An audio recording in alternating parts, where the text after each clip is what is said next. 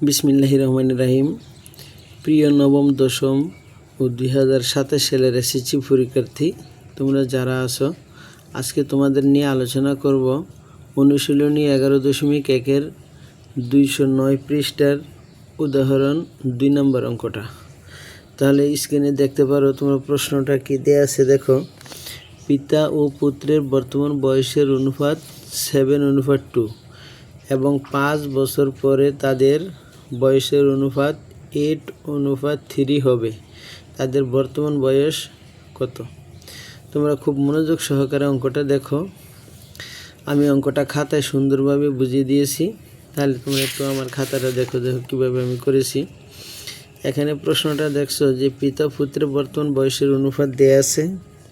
তাহলে আমরা এখানে কি করব, যেহেতু বর্তমান বয়সের অনুপাত দেয়া আছে, তাহলে আমরা মনে করি বর্তমান বয়সটা ধরে নেই। এই যে দেখো আমি লিখছি, মনে করি পিতার বর্তমান বয়স a বছর এবং পুত্রের বর্তমান বয়স b বছর। তারপরে দেখো প্রশ্ন মধ্যে দেয়া আছে দুইজনের বয়সের অনুপাত 7:2। সেজন্য আমি প্রথম শর্ত অনুসারে লিখছি, যেটা প্রশ্নে দেওয়া আছে। প্রথম শর্ত অনুসারে a অনুপাত b = 7:2। তাহলে a অনুপাত b কে আমরা লিখতে পারি a/b, আর 7:2 কে লিখতে পারি 7/2। আমরা এটাকে 1 নং সমীকরণ দিয়ে দিলাম। দেখো দ্বিতীয় শর্ত মতে দেওয়া আছে যে 5 বছর পর তাদের বয়সের অনুপাত 8:3 হবে। তাহলে দেখো আমরা 5 বছর পরে যদি 8:3 হয়, তাহলে আমরা দ্বিতীয় শর্ত মতে দেখো 5 বছর পরে, তাইলে পিতার যে বয়স আছে এ বছর ধরছিলাম, এর সাথে আমরা 5 যোগ করব এবং ডিভাইডেড বাই পুত্রের যে বয়স ধরছি আমরা b বছর, এই b এর সাথে 5 যোগ করব। যেহেতু 5 বছর তাদের বয়স চাইছে, এই দুটোটার সাথে 5 যোগ করব এবং এদের অনুপাত দেয়া আছে প্রশ্নের মধ্যে। এদের অনুপাত দেয়া আছে কত? 8:3। তাহলে আমরা সমান সমান কত লিখব? এটা এই যে 8/3, এটাকে দিলাম আমরা 2 নং সমীকরণ। আশা করি বুঝতে পেরেছ।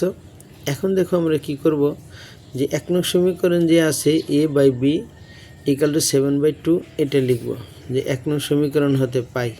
তো 1 নং সমীকরণ হতে কি পাই? দেখো a/b = 7/2। এখন আমরা আর গুণন করব, 2 দ্বারা a কে গুণ করব, তাহলে হবে 2a, আর এই 7 দ্বারা b কে গুণ করব, তাহলে হচ্ছে 7b। এখন আমরা কি করব, এই যে এর মান বাইর করব। a সমান তাহলে আমরা কত লিখব? 7/2টা এই পাশে চলে আসবে, তাহলে এটা দেব আমরা 3 নং সমীকরণ। এর মানটা বের করে 3 নং সমীকরণ দিলাম। আমাদের আগে 1 নং সমীকরণ আছে, 2 নং সমীকরণ, এটাকে দিলাম 3 নং সমীকরণ।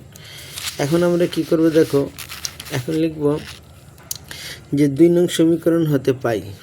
এই যে তোমাদের যে 2 নং সমীকরণ আছে, এই যে 2 নং সমীকরণটা, এই 2 নং সমীকরণটা হতে পাই। 2 নং সমীকরণটা এখানে লিখে নিলাম। আচ্ছা, 2 নং সমীকরণ লেখার পরে আমরা দেখো কি করি, এখানে এই 3 দ্বারা এই উপরে a+5 কে গুণ করব। তাহলে 3 × a+5 সমান আর গুণন করব 8 হবে b+5, 8 × b+5। এখন আমরা কি করব, 3 দ্বারা একে গুণ করব 3a, প্লাস 3 দ্বারা 5 কে গুণ করব, এটা হচ্ছে 3 × 5 = 15। 8 দ্বারা b কে গুণ করব 8b, প্লাস 8 দ্বারা 5 কে গুণ করব, তাহলে এখানে 5 হবে 40। এখন 3a আর এর সাথে এই যে বিটা নিয়ে আসলাম -8b সমান, এখানে 40 ঠিক রাখছি, সমান চিহ্নে বাম পাশে যে 15 আছে এটাকে ডান পাশে নিয়ে গেলাম, মাইনাস চিহ্ন হয়ে যাবে। আচ্ছা, তারপরে আমরা কি করছি, দেখো আমাদের পরের পেজে দেখো সমাধান করছি আর কি। তারপরে এখানে বাদ দিয়ে 3, এখানে দেখো আমাদের যে 3 নং সমীকরণটা ছিল a = 7/2, এর মান ছিল ওখানে a = 7/2, এই 7/2 এখানে বসিয়ে দিছি, যে 7b/2 আর -8b আর সমান 25 ঠিক রাখছি। এখানে এই 3 উপরের সংখ্যা 7 এর সাথে গুণ করে এখানে 21b/2 আর এখানে 8b = 25 লিখে রাখছি। আর এখানে কি করছি, দেখো লসাগু করছি। এই যে 8b এটা একটা পূর্ণাঙ্গ সংখ্যা আর এটা হলো ভগ্নাংশ সংখ্যা। তাহলে পূর্ণাঙ্গ এখানে যদি 2 থাকে, এখানে নিচে মনে একটা 1 ধরছি, 1 আর 2 এর লসাগু হচ্ছে এই 2। তাহলে এখানে কি হবে, এই 2 দ্বারা 2কে ভাগ করলে মানে হরটা দিয়ে লসাগু ভাগ করলে 1, 1 দ্বারা আবার এই লবকে গুণ, তাহলে 21b, এটা গুণ করলে 1 দ্বারা 21b হবে, মাইনাস এটা নিচে একটা 1 আছে, 1 দ্বারা 2কে ভাগ করলে মানে হবে 2, 2 দ্বারা 8bকে গুণ করলে হবে এখানে 16b, ইকুয়ালটা এখানে 25। এখানে 21b থেকে 16b চলে গেলে থাকে 5b নিচে লিখছি 2 সমান এখানে 25। এখানে আবার আমরা আর গুণন করছি, দেখো 25-এর নিচে একটা 1 আছে, 1 দ্বারা 5bকে গুণ করছি 5b হবে, আর 2 দ্বারা 25কে গুণ করলে হবে 50। তাহলে আমরা পাইলাম 5b ইকুয়াল টু 50, অর্থাৎ b এর মান হবে এই 50, এই 5 এখানে নিচে চলে আসবে।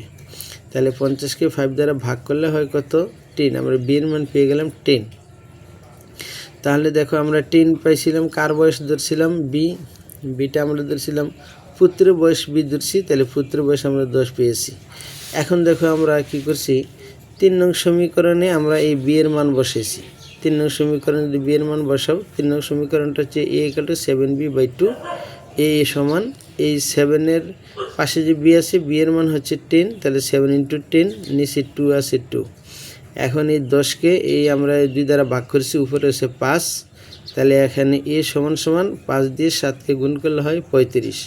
আর এখানে এই যে b এর মান যে 10 এটা বসাইছি, এই যে b এর মান 10 বসাইছি, এটা পাশে লিখে দিলাম, তাহলে আমরা এর মান পাইছি 35। তাহলে আমরা দেখো আমাদের অঙ্কের শেষ পর্যায়ে চলে আসছি, উত্তর লিখব আমরা। পিতার বর্তমান বয়স ধরছিলাম a, তাহলে এর মান লিখছি 35 বছর। পুত্রের বর্তমান বয়স ধরছিলাম b, তাহলে b এর মান পাইছি আমরা 10 বছর। তাহলে এটাই উত্তর। আশা করি তোমরা বুঝতে পেরেছো। তাহলে আজকে এই পর্যন্তই, আল্লাহ হাফেজ।